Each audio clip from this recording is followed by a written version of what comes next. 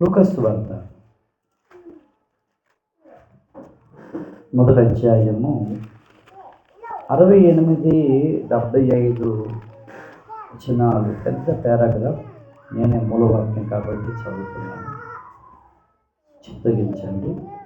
ప్రభువైన ఇశ్రాయేలు దేవుడు స్తుతింపబడునుగాక. ఆయన తన ప్రజలకు దర్శనమిచ్చి వారికి విమోచన కలుగజేసెను.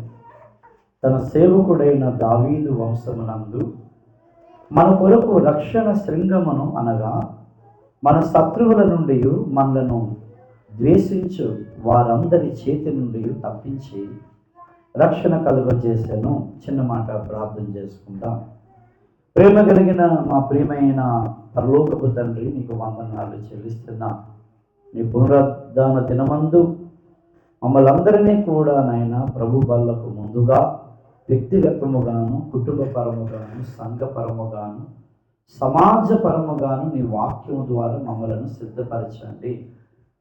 దేవానైనా మీ హృదయంలో ఉన్న మా కొరకు ఉన్న తలంపులు, ఆలోచనలు ఈ సందేశం ద్వారా మీరు పంచుకొనిచుండగా మేమందరము తండ్రి నాయన ఈ వాక్యానికి మేమందరము కూడా దేవానైనా మేమందరం కనెక్టింగ్ అయ్యి ఈ వాక్యముతో మేము కలుసుకొని ప్రభు ఆత్మతో కలుసుకున్నవాడు ఏకాత్మైనట్లుగా వాక్యముతో మేము కలుసుకొని వాక్య సేవకురాలు అవునట్లుగా ఈ దర్శన భాగ్యం మా అందరికీ కలగజేయమని యేసయ్య నామమున ప్రార్థన అడిగి వేడుకొనుచున్నాము తండ్రి.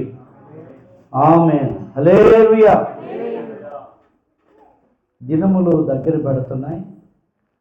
మనము చాలా కృతజ్ఞత స్థుతితో మన హృదయాలు నింపుకొని నూతన సంవత్సరంలోనికి మనం ప్రవేశించాలి. ఈరోజు ఎన్నో తేదీ? 28, 29, 30, 31, 3 దినాలు ఉన్నాయి. నూతన సంవత్సరంలోనికి ప్రవేశించక మనకు మన హృదయం అంతా గొప్ప మారు మనసుతో నూతనమైనటువంటి తీర్మానాలు, మారు మనస్సుతో కూడిన నూతనమైన తీర్మానాలు, నూతన అభిషేకముతో ఎలాగుననే మరి స్తుతితో, కృతజ్ఞతతో మన హృదయాలు నింపబడి నూతన సంవత్సరంలోనికి మనం అడుగు పెట్టాలి. అందుకే ఇక్కడ రాయబడినటువంటి మాట, ప్రభువైన ఇశ్రాయేలు దేవుడు స్తుతింపబడునుగాక. ఇశ్రాయేలు దేవుడు స్తుతింపబడునుగాక అని జకర్యా ప్రవచిస్తున్నారు.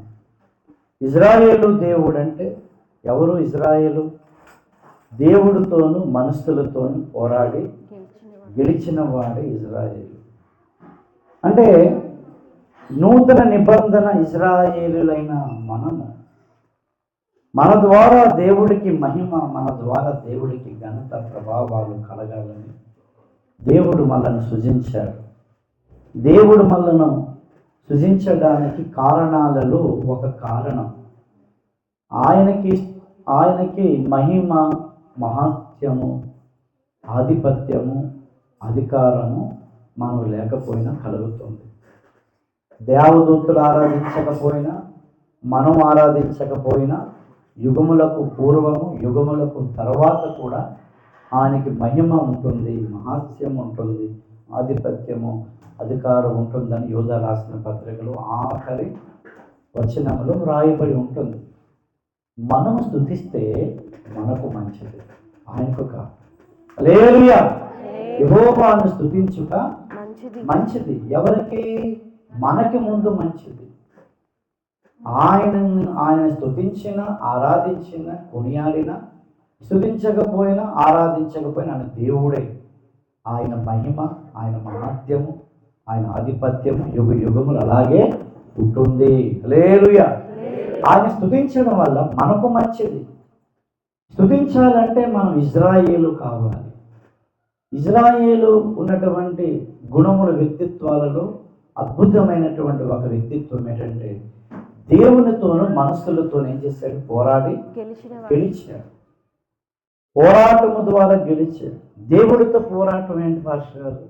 దేవుడితో ఎవడైనా పోరాడి గెలవగలడాన్ని యోబు గ్రంథములో రాయబడి ఉంది. ఎవడైనా దేవుడితో పోరాడి గెలవగలడా అని బైబిల్లో చెప్తుంది.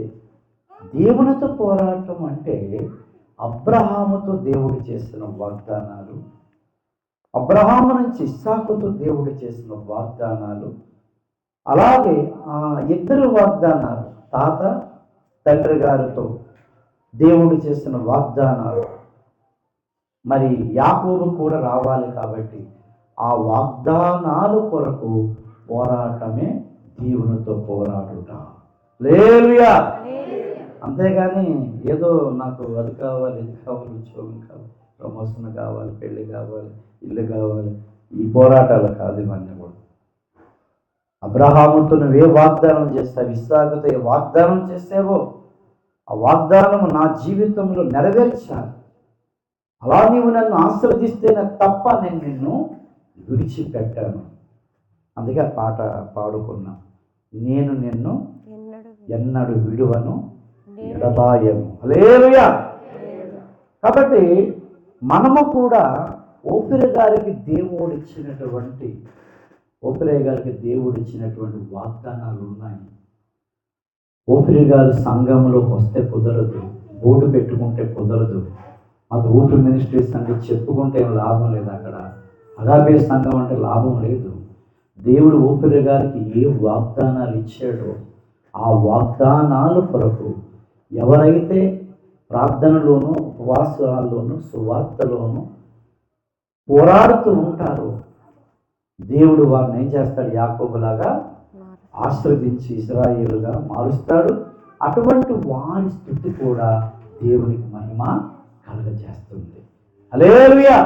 స్తుతించినటువంటి హల్లెలూయా, హల్లెలూయా, హల్లెలూయా, ఆశ్చర్యకరుడు, హల్లెలూయా, అద్భుతకరుడు, హల్లెలూయా, అవేమి పని జరగదు.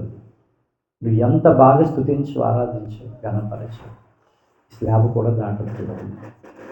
మనకంటే అద్భుతమైన స్తుతి ఆరాధన పరలోకంలో దేవదూతలు రాత్రనక పగలనక పరిశుద్ధుడు పరిశుద్ధుడని ప్రతిగానములు చేస్తున్నారు.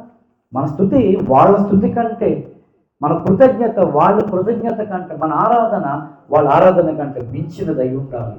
హల్లెలూయా. వాళ్ళు కళ్ళు కప్పుకొని పాదాలు కప్పుకొని స్తుతిస్తున్నారు. మన స్తుతి కళ్ళు దేవుణ్ణి చూస్తూ, ఏమండి, దేవుణ్ణి చూస్తూ స్తుతించాలి. దేవుని చూడక వారు స్తుతిస్తున్నారు. మన స్తుతి ఏది తెలుసా, దేవుని చూస్తూ స్తుతించేటటువంటి కృప దేవుడు మనకిచ్చాడు. హల్లెలూయా. కాబట్టి వాళ్ళు పాదాలు కప్పుకున్నారు, మనం దేవుడు పాదాల మీద సాగిలపడి స్తుతించాలి.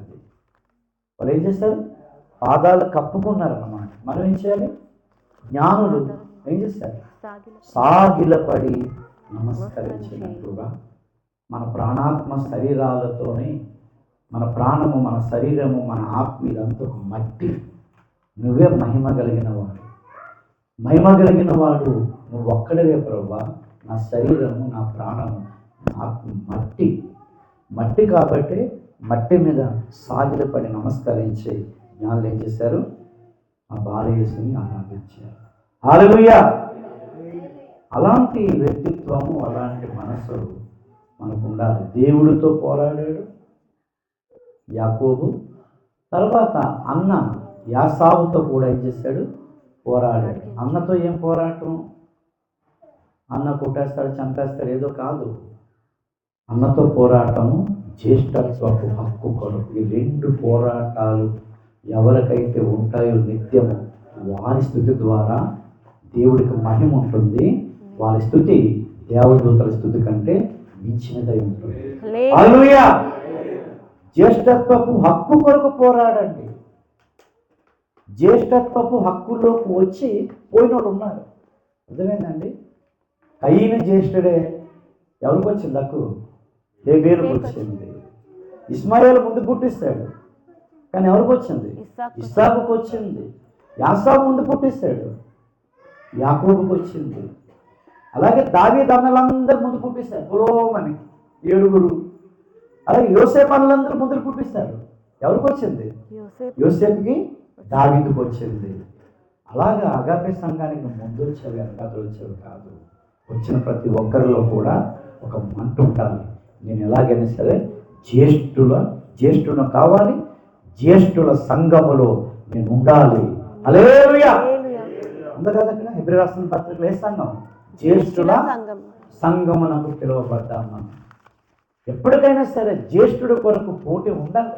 మనందరిలో కూడా ఒకరిలో ఒకరు పోటీ ఉండాలి. అందరూ ఇక్కడ ఇంతమంది వస్తున్నారు కాబట్టి స్త్రీలలోని పురుషుల్లోని అందరిలో కూడా ఏముండాలి? నేనొక్కు ప్రార్థన చేయాలి, నేనొక్కు ఉపవాసాలు ఉండాలి, నేనొక్కు సువార్త చేయాలి, నేనొక్కు దేవుడికి పని చేయాలి. మన ఉద్యోగాలు, వ్యాపారాలు, కుటుంబాలు అన్నీ చూసుకుంటూ మనము అన్ని విషయాల్లో పందెపు రంగమందు బహుమానము పొందవాలని చేయాలి. పరిగెత్తాలి. ఆలస్యమైతే అయింది కానీ నాకంటే ముందు శిష్యులందరూ కూడా అనేక గ్రామాలు, పట్టణాలు ఇవన్నీ వెళ్ళిపోతున్నారు. నేను కొంచెం లేటుగా వచ్చాను అని పౌలు ఊరుకోలేదు. వాళ్ళు ఆదిమ పితామహులు, ఆదిమ సంఘంలో ఉన్నవాళ్ళు, యేసుక్రీస్తు శిష్యులు. రొమ్మున అనుకున్నటువంటి వాడు యోహాను కంటే నేను గొప్ప, పేతురు కంటే గొప్ప, యాకోబు కంటే గొప్ప. ఏం చేస్తాం? లాస్ట్లో వచ్చేలా ఉండిపోలేదు ఆయన. ఎవరు? అపోస్తలులైన పౌలు. వీరందరికంటే నేను ఎక్కువగా ఏం చేశాను? ప్రయాసపడ్డాను అంటాడు. హల్లెలూయా. ఎందుకయ్యా నీ ప్రయాస అంటే నేను జ్యేష్ఠుడిని కావాలి. పగలనక రాత్రనక సమయం అనక ప్రయాసపడ్డాడు. సంఘానికి వచ్చేలా ఉండిపోకండి. మీరు ప్రయాసపడండి. ఎక్కువ ప్రార్థనలు, ఎక్కువ ఉపవాసాలు, ఎక్కువ సువార్త, ఎక్కువ సేవ, దీనిలో పోటీ ఉండాలి. ఈ లోకమంతా బట్టల పోటీ, సెల్ ఫోన్ల పోటీ, బండ్ల పోటీ, వస్తువుల పోటీ, వాహనాల పోటీ. పోటీ మీద పోటీలు ఇల్లు కట్టుకున్నారు, పోటీ మీద పోటీ కార్లు కొనుక్కుంటున్నారు, పోటీ మీద పోటీలు అన్నమాట వస్త్రాలు కొనుక్కుంటున్నారు. మనకే పోటీ ఉండాలి? పందెపు రంగమందు జ్యేష్ఠత్వపు హక్కు కొరకు పరిగెడతా ఉండాలి. హల్లెలూయా. అలాగే ఏసావుతో ఏం చేశాడు? పోరాడి పెద్దోడు ఏం చేశాడు? పెద్దోడిని చిన్నోడు చేశాడు. చిన్నోడు ఏమైపోయాడు? పెద్దోడు అయిపోవాలి. అలా ఉండాలి పోటీ.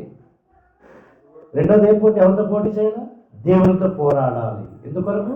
ఊపిరి గారికి ఇచ్చిన వాగ్దానాలు తెలుసుకోండి, ఆయన దర్శనాలు తెలుసుకోండి, దేవుడు ఆయనకి ఏం మాట్లాడాడో తెలుసుకోండి. అది మైండ్లో పెట్టుకొని ఏమండి, తల్లి, తండ్రి, భార్య, భర్త, పిల్లలు అందరూ ఉంటారు. వారు మీ మీద ఆశలు పెట్టుకుంటారు, మీ మీద ఎన్నో కళ్ళకంటారు. నా కుమారుడు, నా కుమార్తె, నా భర్త, ఇలాగ భార్య, పిల్లలు అని ఎన్నెన్నో కుటుంబీకులు కంటారు. కానీ యేసయ్య మీ మీద కన్న కలలు, ప్రవక్త మనందరి మీద కన్న కలలు, మన కుటుంబీకులు కలల కంటే ఈ కలలు నెరవేర్చాలి. హల్లెలూయా. వాడు దేవుడితో ఏం చేస్తాడు? పోరాడి గెలుస్తాడన్నమాట. అలాంటి స్తుతి, అలాంటి ఆరాధన దేవుడికి ఏం కలగజేస్తుంది? మహిమను, మహాత్యమును, ఆధిపత్యమును యుగములకు ముందుంది. యుగములు, ఈ యుగములో మన ద్వారా కూడా దేవుడికి కలుగుతుంది. రెండు చేతుల పైకెత్తి వందనాలు చెల్లిద్దాం. హల్లెలూయా. ఇక్కడ ఒక మాట మనం ధ్యానం చేసుకుందాం. ప్రభువైన ఇశ్రాయేలు దేవుడు స్తుతింపబడును గాక. ఆయన తన ప్రజలకు దర్శనమిచ్చి వారికి విమోచన కలగజేసెను. తన సేవకుడైన దావీదు వంశమునందు మన కొరకు రక్షణ శృంగమును. శృంగమును అనే మాటను మాత్రమే ధ్యానం చేసుకుందాం. శృంగము అంటే కొమ్ము. శృంగం అంటే అర్థం ఏంటి? కొమ్ము అన్నమాట. అంటే దేవుడు ప్రభువైన యేసుక్రీస్తు రక్షించడానికి, మానవ జాతిని విమోచించడానికి, మానవ జాతిని రక్షించడానికి ఒక కొమ్ములాగా పుట్టాడంట. ఎలా పుట్టాడంట? ఒక కొమ్ములాగా ఈ లోకానికి వచ్చాడంట. ఎందుకు ఆయన కొమ్ములాగా రక్షణను కలగ చేయడానికి ఆయన కొమ్ములాగా వచ్చాడంటే, ఇదివరకే వచ్చాడు, రాబోయే దినాల్లో కూడా అలా రాబోతున్నాను. ప్రకటన గ్రంథంలోనికి రండి దయచేసి. ప్రకటన గ్రంథము 5వ అధ్యాయము 6వ వచనం. మరియు సింహాసనమునకు ఆ నాలుగు జీవులకు పెద్దలకును మధ్యను వధింపబడినట్లుండిన గొర్రె పిల్ల నిలిచి ఉండుట చూచితిని. గొర్రె పిల్ల నిలిచి ఉండుట చూచితిని. ఆ గొర్రె పిల్లకు 7 కొమ్ములను 7 కన్నులను ఉండెను. ఈ సంఘటన జాగ్రత్తగా ఆలోచించాలి. ఈ సంఘటన యేసుక్రీస్తు పుట్టిన తర్వాత లేకపోతే పుట్టక ముందా? యోహాను చూస్తున్నాడు. చెప్పండి. పుట్టిన తర్వాత ఎన్ని కొమ్ములు ఉన్నాయి? 7 కొమ్ములు. మరి పుట్టక ముందు కొమ్ము ఉందన్నమాట. కొమ్ములాగే పుట్టాడు ఆయన. హల్లెలూయా. ఎందుకు ప్రభువా కొమ్ము అని పేరు పెట్టుకున్నాం? ఆ మేకలకేవో గొర్రెలకేవో కొమ్ములు ఉన్నట్లుగా, పశువులకి కొమ్ములు ఉన్నట్లుగా నీకేంటి ఆ కొమ్ము అంటే, దేవుడు ఏమంటాడంటే ప్రకటన గ్రంథము 13వ అధ్యాయములో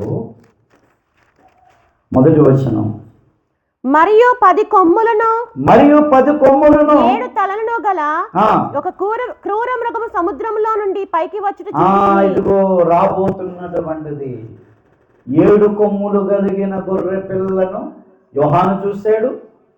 తర్వాత 10 కొమ్ములు కలిగినటువంటి వాడిని కూడా యోహాను చూశాడు. ఇద్దరికి ఏమున్నాయి? కొమ్ములు. యేసయ్యకి ఎన్ని కొమ్ములు ఉన్నాయి? 7 కొమ్ములు ఉన్నాయి. అబద్ధ క్రీస్తు వాడు సైతాను కుమారుడు, వాడికి ఎన్ని కొమ్ములు ఉన్నాయి? 10 కొమ్ములు. ఎక్కువ తక్కువ? 3 ఆకులు ఎక్కువ చదవాలంటారు కదా. 3 కొమ్ములు ఎగస్ట్రాతో వాడు వస్తున్నాడు. అది కాబట్టి ప్రభునందు ప్రియులారా, కొమ్ము అనగా అనేకమైనటువంటి వాటికి సూచన ఉన్నది. రాబోయేటటువంటి క్రిస్మస్ పండుగ అయిపోయింది మనకి. 2వ రాకడ పండుగ, న్యూ ఇయర్ పండుగలో 2వ రాకడలోకి మనము వెళుతున్నాం. కాబట్టి 2వ రాకడలో 10 కొమ్ములు కలిగినటువంటి ఒకడు రాబోతున్నాడు. ఈ ప్రపంచం అంతా కూడా పరిపాలన వాడు సైతాను, అబద్ధ క్రీస్తు, అబద్ధ ప్రవక్త, ముగ్గురు. 16వ అధ్యాయం ప్రకటన గ్రంథం 13వ వచనం. మరియు ఆ ఘటసర్పము ఘటసర్పం అంటే ఎవరు? సాతాను. ఘటసర్పం అంటే ఎవరు? సాతాను. నోట నుండి క్రూర మృగం అంటే ఎవరు? అబద్ధ క్రీస్తు, సాతాను కుమారుడు, అబద్ధ క్రీస్తు, అబద్ధ ప్రవక్త. ఎంతమంది అయ్యారండి వీళ్ళు? మీరే ముగ్గురా? తండ్రి, కుమారు, పరిశుద్ధాత్మ, మేము ముగ్గురు ఉంటామని వీళ్ళు ముగ్గురు నేర్చుకుంటాడు. నీకే 7 కొమ్ములు, నేను ఇంకా 3 కొమ్ములు ఎగస్ట్రాని, మేము 10 కొమ్ములతో వస్తానని. చూసారా వాడు ఎలా ఉన్నాడు? సైతాను గాడుకున్న రోషము, పౌరుషము, ప్రత్యక్షత జ్ఞానం అనుకుంటే ఎప్పుడో దేశం, ప్రపంచం బాగుపడింది. హల్లెలూయా. యేసయ్య చూస్తున్నాడు. యేసయ్య తండ్రి, కుమారు, పరిశుద్ధాత్మ, నేను కూడా కంటాను ఒకటి ఎందుకు అన్నాడు సైతాన్ కుమారుడిని. మరి నిన్ను నన్ను ఇద్దరిని ఫోకస్ చేయడానికి ఒక ప్రవక్త ఉండాలి కదా. ప్రతి తరములో దేవుడు తండ్రిని, కుమారుడిని, పరిశుద్ధాత్మని ఏమండి చెప్పడానికి ఒక ప్రవక్తలను ఏర్పాటు చేసుకుంటున్నాడు. కాబట్టి మనకు కూడా ఒక ప్రవక్త ఉండాలని వాడి ప్రవక్త, అబద్ధ ప్రవక్తను వాడు ఆ సాతాను కొరకు, వారి కుమారుడు కొరకు ప్రచురించడానికి ప్రవక్తను ఏర్పాటు చేసుకుంటున్నాడు. సైతానికి, సైతాన్ కుమారుడు కూడా ఎవరున్నారు? ప్రవక్త ఉన్నారు. అలాగే తండ్రి, కుమారు, పరిశుద్ధాత్మ దేవుడికి ఎవరున్నారు? ప్రవక్త ఊపిరి గారు ఉన్నారు. హల్లెలూయా. ఇది యుద్ధం. ఈ యుద్ధం జరుగుతుంది. కాబట్టి ప్రభునందు ప్రియులారా, అలాగా 10 కొమ్ములు కలిగినటువంటి వాడు సాతాను వస్తున్నాడు. కాబట్టి సాతాను కుమారుడు, అబద్ధ క్రీస్తు రాబోతున్న దినాలు దగ్గరగా ఉన్నాయి. కాబట్టి మనము యేసుక్రీస్తులాగా 7 కొమ్ములు కలిగిన రక్షణ శృంగములాగా మనము కూడా సిద్ధపడాలి. అదే క్రిస్మస్, అదే న్యూ ఇయర్. హల్లెలూయా. కాబట్టి ఈ కొమ్ములు ఒకసారి నిర్గమాకాండంలోకి వెళితే యేసుక్రీస్తుకున్న 7 కొమ్ములు అంటే అది 7 అనగా మనందరికీ తెలుసు. సంపూర్ణత. 7 కొమ్ములు, 7 నేత్రములు, 7 ఏవండి దీపస్తంభముల మధ్యన 7 7 7 అనేటటువంటి సంఖ్య దేవుడికి ఉంటుంది. నిర్గమాకాండము 27వ అధ్యాయము 1-2 వచనాలు. మరియు 5 మూరల పొడుగు 5 మూరల వెడల్పు గల బలిపీఠమును తుమ్మకర్రతో నీవు చేయవలెను. ఆ బలిపీఠము చచ్చౌకముగా నుండవలెను. ఒక బలిపీఠాన్ని తయారు చేయాలి, తుమ్మకర్రతో చేయాలి. చదవండి. దాని ఎత్తు 3 మూరలు, దాని 4 మూలలను దానికి కొమ్ములను చేయవలెను. అది బలిపీఠము ఉంది. బలిపీఠానికి 4 మూలలలో ఏముండాలా? కొమ్ములు ఉండాలి.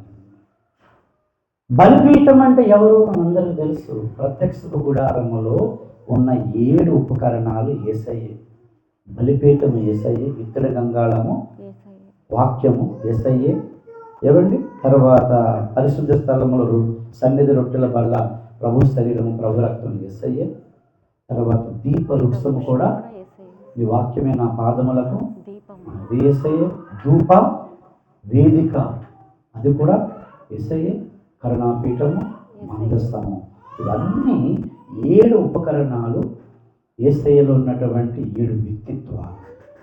హల్లెలూయా. ఆ 7 వ్యక్తిత్వాలు టచ్ చేసుకుంటూ మనం ఏం చేస్తున్నాం? ఈ ప్రభు బల ఆరాధన నడుస్తుంది అన్నమాట క్రమంగా. ఆల్రెడీ బలిపీఠం దాటేస్తాం. ఇప్పుడు ఎక్కడ ఉన్నాం? ఇత్తడి గంగాళం దగ్గర వాక్యం అనే ఉదకం దగ్గరకు వచ్చాం. కొద్ది క్షణాలలో మనం ఎక్కడికి వెళ్తాం? సన్నిధ రొట్టెల బల్ల దగ్గరికి. 3 ఉపకరణానికి ముందుగా ఈ సిద్ధపాటు వాక్యం. హల్లెలూయా. ఇది దేవుడు మన ఆత్మీయ తండ్రికి ప్రవక్తకి ఇచ్చినటువంటి ప్రత్యక్ష గుడారములు 7 ఉపకరణములు ఆరాధన కార్యక్రమం. సొలొమోను దేవాలయంలో 7 ఉపకరణముల యొక్క ఆరాధన కార్యక్రమం. ఆదిమ అపోస్తుల సంఘములో అదృశ్యమైనటువంటి ఆత్మ సంబంధమైన మందిరములో ఉండవలసినటువంటి ఆరాధన కార్యక్రమం మెట్లు ఇవి. ఈ ప్రత్యక్షత ప్రపంచంలో ఎవ్వరికీ లేదు. ప్రపంచంలోని ప్రతి ఆదివారము ప్రభుపాలు ఇచ్చే సంఘాలు ఉన్నాయి, కొన్ని సంఘాలు ఉన్నాయి. కానీ ఈ క్రమం ప్రకారం ఇచ్చే సంఘాలు ఒక్క ఓఫ్రీ మినిస్ట్రీస్ మాత్రమే. వందనాలు చెల్లిద్దాం. హల్లెలూయా. పరలోకములో ఉన్న క్రమం ఇది. ఏ క్రమము? పరలోకములో కూడా ఇవన్నీ ఉన్నాయి. పరలోకములో చూడండి, ప్రకటన గ్రంథంలోనే అయ్యగారు పరలోకానికి వెళ్ళారు కాబట్టి, పరలోకాన్ని చూశారు కాబట్టి, పరలోకములోని మందిరము దేవాలయము దేవుడిగా ఉన్నాడు కాబట్టి, అక్కడ కూడా ఉపకరణాలన్నీ ఉన్నాయి కాబట్టి, అవన్నీ చూసి ఈ క్రమాన్ని అయ్యగారు మొత్తం అన్నమాట మనకి వివరించారు. హల్లెలూయా. ఎక్కడికి వెళ్ళారు అయ్యగారు? పరలోకానికి వెళ్ళి చూశారు అవన్నీ. ఊపిరిగారే కాదు, యోహాను కూడా వెళ్ళాడు పరలోకానికి. హల్లెలూయా. ప్రకటన గ్రంథం అంతా ఎక్కడికి వెళ్ళి చూశాడు యోహాను? చెప్పండి. పరలోకానికి వెళ్ళాడు కదా. పౌలు వెళ్ళాడా లేదా? పౌలు వెళ్ళాడు. గొప్ప గొప్ప ప్రవక్తలందరూ వాళ్ళు పరలోకానికి వెళ్ళి అన్నీ చూసి వచ్చినటువంటి వారు. ఈ తరములో పరలోకానికి వెళ్ళి ఎవరైనా చూసి వచ్చిన వాళ్ళు ఉన్నారంటే మన ఆత్మీయ తండ్రి అద్దెకి రంజిత్ ఓఫిర్ గారు మాత్రమే. వెళ్ళి చూసి రావడమే కాదు, ఆ క్రమం అంతా కూడా పెట్టారనమాట. ప్రకటన గ్రంథములో చూడండి, ఆ మాటలు చాలా దగ్గర రాయబడి ఉంటుంది. అన్ని ఉపకరణాలు అన్నీ కనబడతాయి. మనకి టైం లేదు. అయితే ఇక్కడ చూస్తే ప్రకటన గ్రంథంలో 6వ అధ్యాయం అనుకుంటా, చూడండి 8వ అధ్యాయము మొదటి వచనము. 7వ ముద్రను విప్పినప్పుడు పరలోకమందు ఎక్కడ? ఈ సంఘటన ఎక్కడండి? పరలోకములో. 3వ వచనం. మరియు సువర్ణ ధూపార్తి చేత పట్టుకుని ఇక్కడ ఏముంది? బంగారపు ధూప వేదిక. ఏముంది? చేత పట్టుకుని వేరొక దూత వచ్చి అక్కడ ఏముంది? మళ్ళా బలిపీఠం ఎదుట నిలువగా సింహాసనం ఎదుట ఉన్న సువర్ణ బలిపీఠం ఉంది. బంగారు బలిపీఠము, బంగారు ధూప వేదిక, అన్ని ఉపకరణాలు ఉన్నాయి. అక్కడ పరలోకపు దేవాలయంలో ఆవరణం ఉంది. అక్కడ పరిశుద్ధ స్థలం ఉంది, అతి పరిశుద్ధ స్థలం ఉంది. అవి చూసి ప్రవక్త ఈ ఆరాధన కార్యక్రమాన్ని 7 మెట్లుగా పెట్టారు. హల్లెలూయా. కాబట్టి ఏ సంఘం పడితే ఆ సంఘంకి ఆరాధనకి వెళ్ళి ప్రభుపాల లేని ఆరాధనలు, ప్రభుపాలలో ఉన్నాయి క్రమము లేని ఆరాధనలు. లేకపోతే ప్రభువా లేదు ఈ క్రమము అని, ఒకవేళ అక్కడ సంఘాలు లేకపోతే మీరు వెళ్ళిన న్యాయమే. సాధ్యమైనంత వరకు ఎంత దూరమైన భారమైన 7 ఉపకరణాలు క్రమం ప్రకారముగా నడుస్తున్నటువంటి ప్రభుపాద ఆరాధనకి వెళ్ళడమే సంపూర్ణతలోనికి వస్తాం మనం. హల్లెలూయా. కాబట్టి ఇక్కడ బలిపీఠం ఉంది. ఈ బలిపీఠానికి ఎన్నో కొమ్ములు ఉన్నాయి? నాలుగు వైపులా కొమ్ములు ఉన్నాయి. 4 కొమ్ములు అంటే అర్జునుడు క్రీస్తులండి. బలిపీఠం అంటే యేసుక్రీస్తు వారు. అంటే ఒక కోడిలాగా, మేకలాగా, గొర్రెలాగా యేసయ్య మానవ జాతి అంతట కొరకు బలైపోతారు కాబట్టి బలిపీఠము. బలిపీఠానికి ఎన్ని కొమ్ములు ఉన్నాయి చెప్పాలా? 4 కొమ్ములు ఉన్నాయి. అంటే ఎటువైపు నుండి చూసినా, ఏ యాంగిల్లో చూసినా, ఎటువైపు చూసినా ఈ 4 కొమ్ములు కనపడుతూ ఉండాలి. ఏదైనా తోటలో ఒక నది బయలుదేరి అది ఎన్ని పాయలు అయిపోయింది? 4 నలుదిక్కులకు వ్యాపించినట్లుగా బలిపీఠము తాలూకు వర్తమానము తూర్పు, పడమర, ఉత్తర, దక్షిణ దిశలకు వ్యాపించారు. 4 కొమ్ములనగా తూర్పు, పడమర, ఉత్తర, దక్షిణ. ఒక నది బయలుదేరి 4 పాయలనగా ఈ ప్రభు యొక్క వాక్యమైన దేవుడు ఒక నదిలాగా ప్రపంచంలో 4 దిక్కులకు ప్రవహించి ఆయన గురించి ప్రపంచ ప్రజలందరూ కూడా ఒక నదులు ఎలాగ ప్రవహిస్తాయి. అందుకే ఆదికాండం నదులు. మన భారతదేశంలో ఉన్న నదులు కొన్ని రాష్ట్రాలకి, కొన్ని దేశాలకే పరిమితం. కొన్ని నదులు ఉన్నాయి పాకిస్తాన్, బంగ్లాదేశ్, ఇండియా, ఇలా 4-5 దేశాలకి పరిమితం. కానీ ఇక్కడున్న ఆదికాండంలో ఉన్న నదులు అవి దేశాలే కాదు, అవి చాలా దూర ప్రాంతాలకి కొన్ని వేల కిలోమీటర్లు ఏం చేస్తాయి? ప్రవహిస్తాయి. ప్రపంచం అంతా కూడా ఈ నదులు పెద్ద పెద్ద నదులు శాఖోపశాఖలై చిన్న చిన్న పాయలైపోయి ప్రపంచం అంతా ప్రవహిస్తున్న వేరు వేరు పేర్లతో ఉన్నాయి. హల్లెలూయా. దేవుని వాక్యం అలాగా ఏమండి అలాగ నదులుగా వెళ్ళి పాయలుగా మారి కాలువలుగా మారి ప్రపంచం అంతా కూడా వ్యాప్తి చెందించాలి యేసుక్రీస్తు గురించి మరియు దర్శనం గురించి. ఈ 2 కూడా మనము చేయవలసినటువంటి కార్యాలు. కాబట్టి 4 కొమ్ములు మొట్టమొదటిగా ఏంటి? 4 దిక్కులు. రెండవదిగా 4 కొమ్ములు రెండవ అర్థం ఏంటి? 4 నదులు. మూడవదిగా 4 కొమ్ములు అనగా మత్తయి సువార్త, మార్కు సువార్త, లూకా సువార్త, యోహాను సువార్త, 4 సువార్తలు. నేను నదుల గురించి చెప్పను, 4 దిక్కుల గురించి చెప్పను, 4 సువార్తల గురించి ఒక్కొక్క సువార్త గురించి చెప్పి ముగించేస్తాను. మత్తయి సువార్తలో యేసుక్రీస్తు వారు మనకు ఎలా కనబడుతున్నారంటే యూదుల రాజుగా పుట్టినవాడు ఎక్కడ? అది మత్తయి సువార్తలో యేసయ్య, బైబిల్ చదవకండి మన టైం లేదు. మత్తయి సువార్తలో యేసయ్య ఎలా కనిపిస్తున్నాడు? రాజు. యేసయ్య వ్యక్తిత్వం బలైపోయినటువంటి యేసయ్య, బలి కాబోతున్న యేసయ్య రాజుగా కనిపిస్తున్నాడు. యూదుల రాజుగా పుట్టినవాడు ఎక్కడ అంటే ఎక్కడేంటి? ఇక్కడ ఉన్నాడని చెప్పాలి. హల్లెలూయా. ఇక్కడ ఉన్నాడు రాజు. రాజు ఎక్కడ ఉండాలి? మన హృదయము దేవుడు ఎందుకు సృష్టించాడు తెలుసా? మన ప్రాణాత్మ శరీరంలో హృదయము అనేటటువంటి ఒక గది ఉంది. అందుకే హిందువులు ఏదైనా ఇల్లు కట్టుకునేటప్పుడు దేవుడు గది అంటారు. దేవుడు గది కట్టుకొని ఫోటోలన్నీ పెట్టుకుంటారు. మా కుటుంబంలోని మా పూరిలో ఉన్నటువంటి కొంతమంది ఇల్లులో దేవుడి గది ఉంటుందన్నమాట. అలాగే మన ప్రాణాత్మ శరీరంలోని ఏ గది ఉంది? దేవుడి గది. దాని పేరే హృదయం అనే తలుపు నద్ద నిలిచి ఏం చేస్తున్నాను? తట్టుచున్నాను అని అంటాడు దేవుడు. కాబట్టి ప్రభునందు ప్రియులారా, రాజు మన హృదయంలోని యేసుక్రీస్తుని రాజుగా ప్రతిష్ఠత చేసుకుంటే మనం రాజులుగా ఉంటాం. అది ఎవరి హృదయాలలోని యేసయ్యను రాజుగా ప్రతిష్ఠత చేసుకుంటే, బలిపీఠములలో 4 కొమ్ములలో మొట్టమొదటి కొమ్ము మత్తయి సువార్తలో రాజుగా ఎవరు హృదయములనైతే ప్రతిష్ఠత చేసుకుంటారో వాళ్ళే రాజులు. సంఘానికి వచ్చిన వాళ్ళందరూ రాజులు కాదు. నువ్వు రాజువు కావాలి అంటే నీ హృదయంలో ఎవరు ఉండాలి చెప్పండి?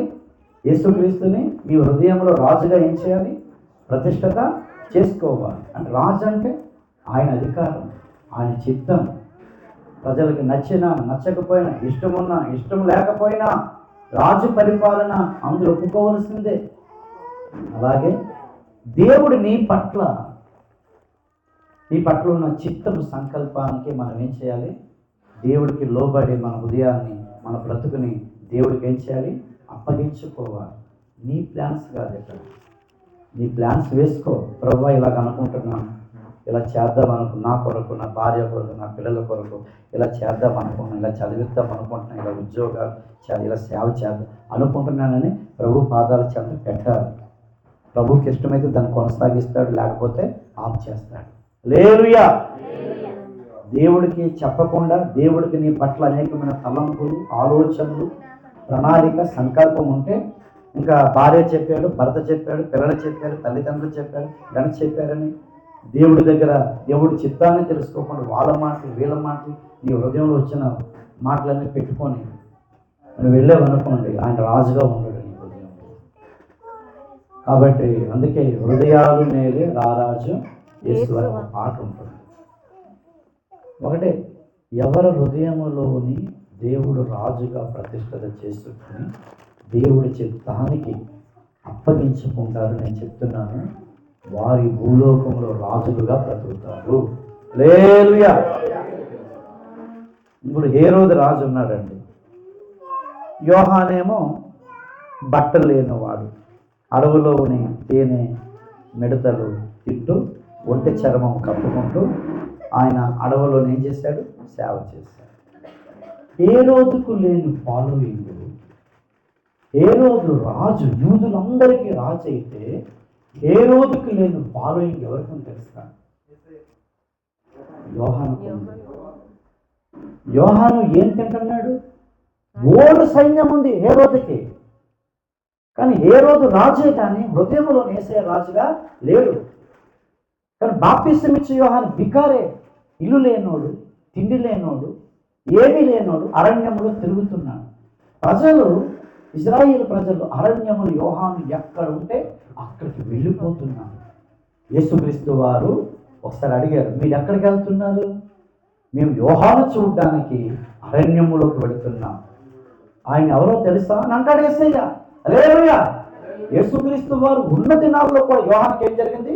ఫాలోయింగ్ ఉందన్నమాట. మనకి ఫాలోయింగ్ ఏమండి? మన బట్టలు బట్టి, మన తిండి బట్టి, మన వస్తువులు బట్టి, వాహనాలు బట్టి కాదు.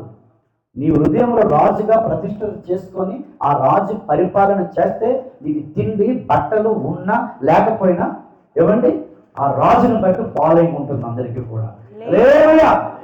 పాటలు పాడేస్తాం, వాక్యం చెప్పేస్తాం, ప్రార్థన చేసేస్తాం, ఈ మనుషులు ఫాలోయింగ్ అంతా కొంతకాలమే. అహాబు రాజు దగ్గరకు వచ్చాడు. ఎవరు? ఏలియా వచ్చాడు.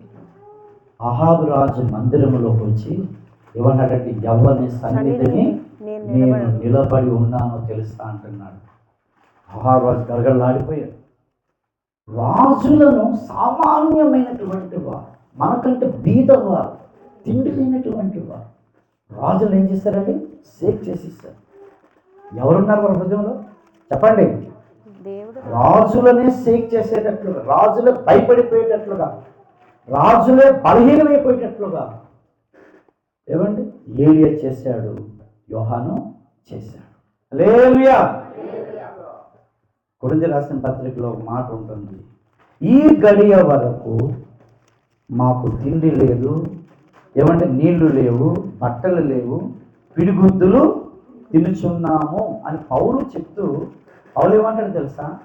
అలాంటి పౌలు కూడా ఈ భూలోకంలో ఒక రాజుగా బ్రతికాడు. హల్లెలూయా.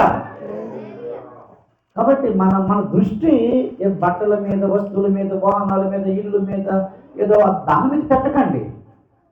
అవేమి అందరికి ఉన్నాయి, మనకు ఉన్నాయి, గొప్ప కాదు. నీ దృష్టి, నా దృష్టి, మన అందరి దృష్టి హృదయములోని బలిపీఠము 4 కొమ్ములలో ఒక కొమ్ము అయినటువంటి హృదయములోని రాజుగా ఏం చేసుకోవాలి? నువ్వు ప్రతిష్ఠత చేసుకో, అంతే. మిగతాదంతా ఆయన నిన్ను, నీ కుటుంబాన్ని, నీ బిడ్డలను, సేవను అన్నిటిని ఏం చేస్తాడు? ఆయనే పరిపాలన చేస్తాడు. హల్లెలూయా. ఎప్పుడో 1000 ఏళ్ల పరిపాలన కాదు. 1000 ఏళ్ల పరిపాలనలోని భౌతికంగా యేసయ్య ఈ 1000 ఏళ్ల పరిపాలన భూలోకాన్ని పరిపాలించక ముందే నా హృదయములో, నీ హృదయములో రాజుగా పరిపాలన చేస్తే 1000 ఏళ్ల పరిపాలన మనం ఉంటాం. మిస్ అయిపోతున్నాం. ఈ గ్యారెంటీ చెప్తున్నాను. నేనైనా మీరైనా మనం ఏదో చెప్పుకుంటే కళ్ళ కంటే 1000 ఏళ్ల పరిపాలనలోకి రాము. 1000 ఏళ్ల పరిపాలన ఎవరో ఒకరు తెలుసా? వాళ్ళ హృదయంలో ముందుగానే యేసుక్రీస్తుని ఏం చేయాలా? రాజుగా ప్రతిష్ఠిత చేస్తుంటే రాజులకు రారాజైన వెయ్యేళ్ళ పరిపాలనలో నువ్వు రాజువే, నీ హృదయంలో నేను ఉన్నాను కదా వచ్చే అంటాడు దేవుడు. హల్లెలూయా. ఏమి తిండి లేదా, బట్టలు లేవా, పరువు లేదా, ఎవరు పట్టించుకోవట్లేదా, ఏమంటే ఎవరు మీ ఇంటికి రావట్లేదు, పలకరించట్లేదు, బాధపడద్దు. నీ హృదయంలో రాజు ఉంటే అడవిలోని సింహము ఎలా నడుస్తుందో టీవీగా, తిండి లేకపోయినా, బట్టలు లేకపోయినా, అప్పులున్నా, రోగాలున్నా, బాధలున్నా, సమస్యలున్నా నువ్వు ఎలా నడుస్తావు తెలుసా? టీవీగా నడుస్తావు సింహంలాగా. హల్లెలూయా. మన దేవుడు ఎవరు? యూదా గోత్రపు మరి సింహాలేటి ముఖాలు ఎందుకు పెట్టిస్తాయి? సింహాలేటి ఏడుస్తున్నాయండి, సింహాలేటి లభోదీపమంటున్నాయండి, సింహాలేంటి అయ్యో మా బ్రతుకు ఇలాగైపోయి అంటే ఏంటి? సింహాలు అలాగంటాయా? ఆకలిస్తే గడ్డి తింటది సింహం. సింహాలా బ్రతకండి. సింహంలా బ్రతికేటటువంటి బ్రతుకు ఆయన హృదయంలో రాజుగా ఉంటే నువ్వు అలా బ్రతుకుతావు చెప్తున్నాను. యేసుతోటి విగాను అది అలా బ్రతకండి. చనిపోయినంత వరకు అలా బ్రతకాలి. డబ్బున్నా, తిండున్నా, లేకపోయినా, పరుగున్నా, లేకపోయినా, ఏమున్నా లేకపోయినా సరే టీవీతనం తగ్గకూడదు. ఎవరి దగ్గర మనం తలదించుకోకూడదు. ఎక్కడ కూడా ఏమంటే మాకు ఎలాగైపోయింది, ఎలాగైపోయింది, ఏంటో జీవితం, ఏంటో బ్రతుకు అని నీరసమైన మాటలు రాకూడదు.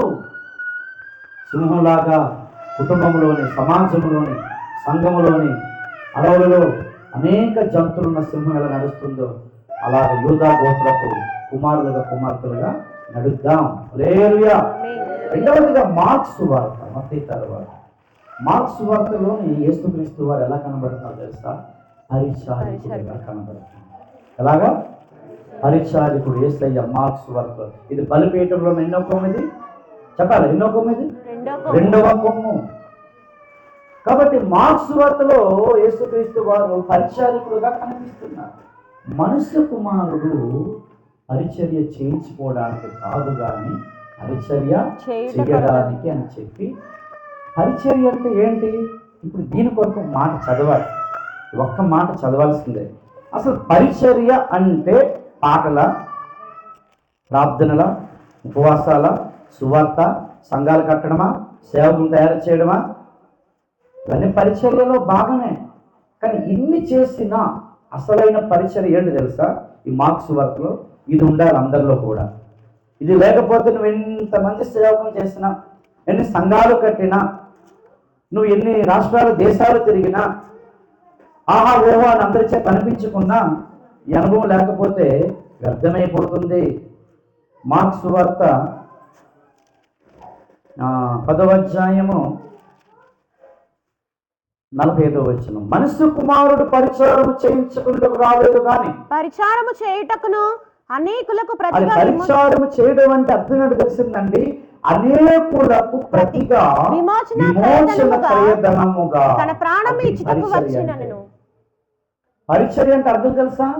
నేను సంఘాలు కట్టాను, నేను సేవకులు తయారు చేశాను, నేను ఆరాధన నడిపిస్తాను, నేను రాష్ట్రాలకు వెళ్తున్నాను, నేను జిల్లాలకు వెళ్తున్నాను, నాకు గొప్ప పరిచర్య. ఇది బయట చూసేవారు. ఇవన్నీ కూడా దేవుడి దగ్గర చలామణి అవ్వదు. నేను నా దృష్టిలో పరిచర్య అంటే నేను అమ్ముడైపోవడము. అంటే అనేకులకు ప్రతిగా యేసయ్య తన ప్రాణాన్ని ఏం చేశాడు? వారికి అన్నమాట అమ్మేసుకున్నాడు. హల్లెలూయా. ప్రాణమును ఇతరుల కొరకు తన ప్రాణాన్ని ఏం చేశాడు? అమ్మేశాడు. ఇంకో నా ప్రాణం తీసేసుకోండి, నా ప్రాణాన్ని మీరు కొనుక్కున్నారు, నా ప్రాణాన్ని మీరు కొనుక్కోకపోతే మీకు రక్షణ ఉండదు. అది పరిచర్య అంటే. యేసుక్రీస్తు ప్రాణాన్ని ఆయన క్రయధనముగా ఆయన పెట్టాడు కాబట్టి ఆయన అమ్మబడిన వారము, అమ్మబడినటువంటి వారిలో నుండి మనం కొనబడిన వారు. హల్లెలూయా. మనం కొనుక్కున్నాడు. ఎలా కొనుక్కున్నాడు? తాను అమ్మబడ్డాడు.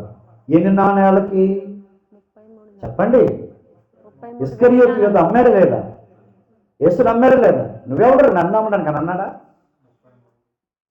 అదే వెండి నాళ్ళకి అమ్మాడు లేదా? డబ్బులు తీసుకుని అమ్మాడు లేదా? అంటే అమ్మబడ్డాడు కాబట్టి మనమేమమ్మా కొనబడ్డాం. హల్లెలూయా. నీ ప్రాణాన్ని నువ్వు అమ్ముకోవాలి ఇతరుల కొరకు.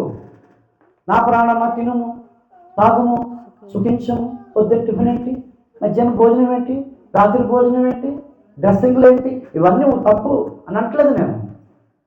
నీ ప్రాణము ఇతరుల కొరకు నీవు కోల్పోవాలి, నష్టపోవాలి, దారపోయాలి.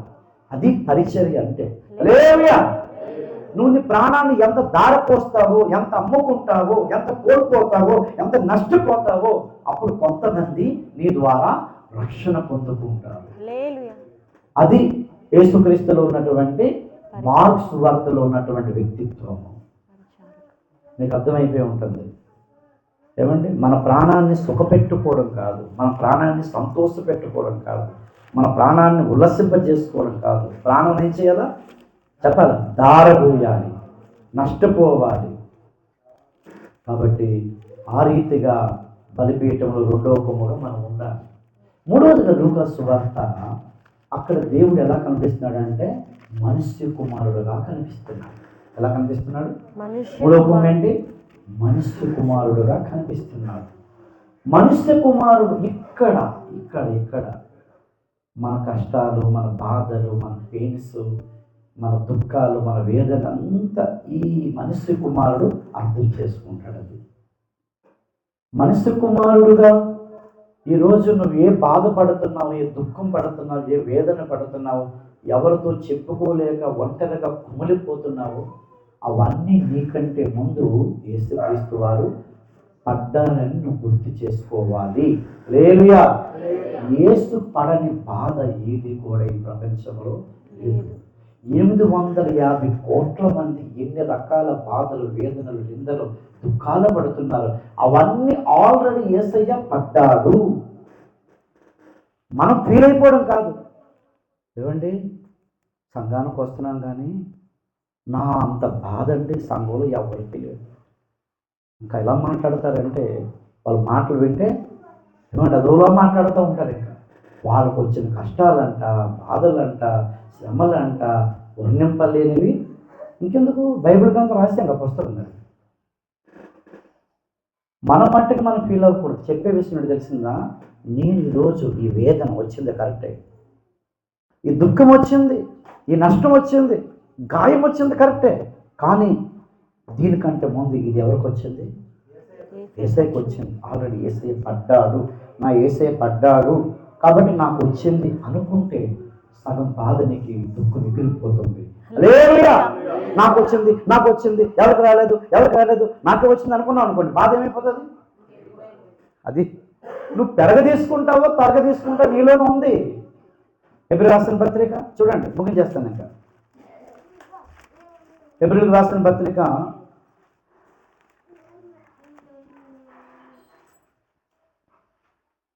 ఒక మాట చదువుకొని 2వ అధ్యాయం 18వ వచనం.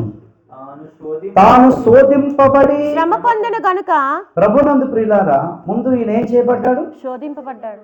ముందు శోధింపబడింది మనం, ఆయనే. తాను శోధింపబడి శ్రమ పొందెను గనుక, తర్వాత ఎవరు? శోధింపబడు వారు మనం. ముందు శోధింపబడిన వాళ్ళు ఎవరు? నువ్వా? యేసయ్య. అది నువ్వు గుర్తు చేసుకో. నాకు ఒకసారి ట్రైన్లో మైగ్రేన్ తలనొప్పి వచ్చింది, టాబ్లెట్ లేదు. 8 గంటలు వృధా రోడ్లో ఎక్కి మళ్ళీ ట్రైన్ ఆలస్యం ఒకటి.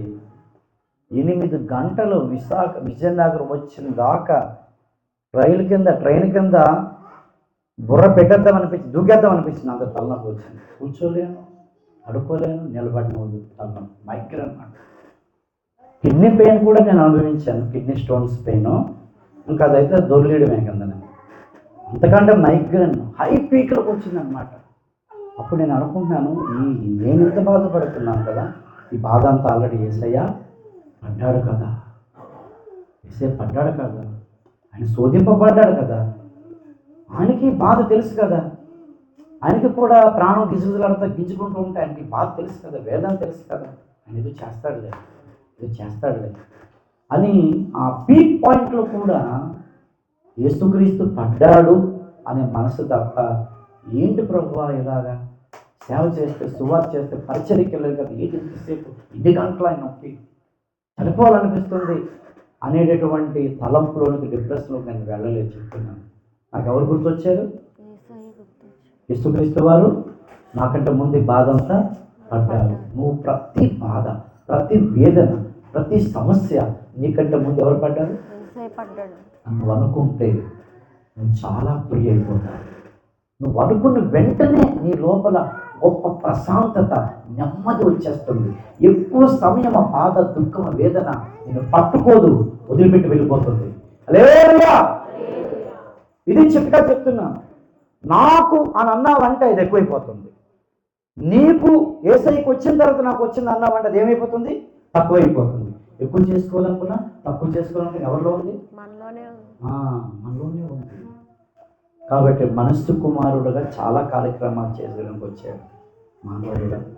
అయితే మన బాధలన్నీ కూడా ఇందాక పాట పాడుకున్నాం, నీ దుఃఖములలో నేను కూడా దుఃఖిస్తున్నాను, నీ ఆనందములో కూడా నేను కూడా ఏం చేస్తాను?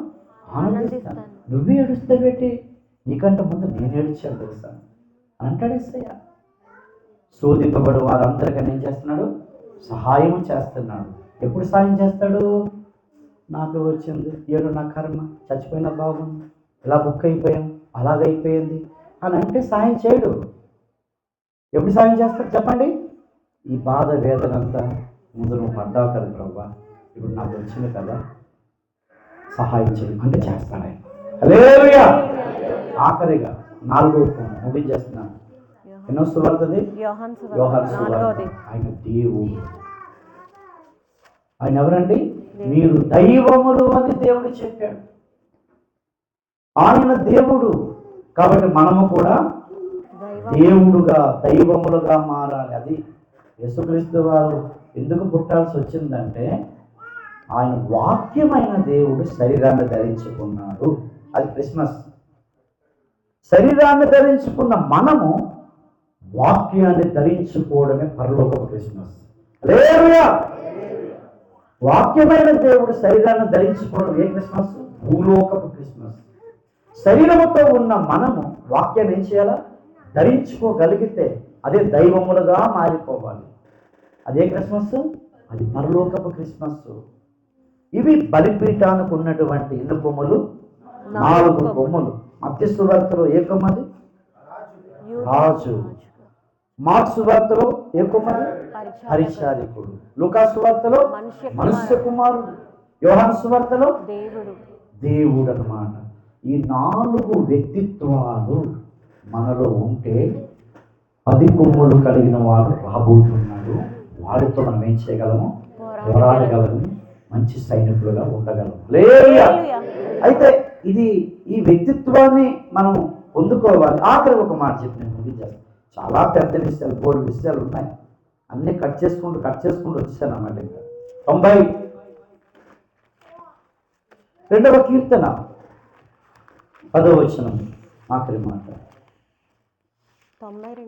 92వ కీర్తన 10వ వచనం. గురుపోతు కొమ్ము వలె నీవు నా కొమ్ము పైకెత్తితివి. హల్లెలూయా! యేసు ఒక కొమ్ము అయితే దావీదు ఇక్కడ ఎవరండి? ఇది మరి చాలా మంది మోసే రాశారు అంటారు, దావీదు రాశారు. సరే, ఎవరైనా సరే మన కొమ్ము కూడా గురిపోతు కొమ్ము వలంటే ఎవరు? గురిపోతు యేసయ్య. గురిపోతు కొమ్ము వలె నీవు నా కొమ్మును ఏం చేసావు? పైకెత్తితివి కొత్త తైలముతో. ఇది హ్యాపీ న్యూ ఇయర్ అంటే. హల్లెలూయా! ఈరోజు మనము ఆ కొమ్ము మత్తయి సువార్తలో, మార్కు సువార్తలో, లూకా సువార్తలో, యోహాను సువార్తలో ఉన్న ఆ 4 కొమ్ములు కలిగితే దావీదును, మోసేని, భక్తులందరిని ఎలాగ పైకి లేవనెత్తాడు దేవుడు, అలాగ మనము కూడా పైకి లేవనెత్తబడతాము. హల్లెలూయా! కొత్త తైలముతో నూతన సంవత్సరంలోకి వెళ్ళక ముందే మనం అందరము కూడా కొత్త తైలముతో అంటబడాలి. కొత్త తైలం ఎవరికి?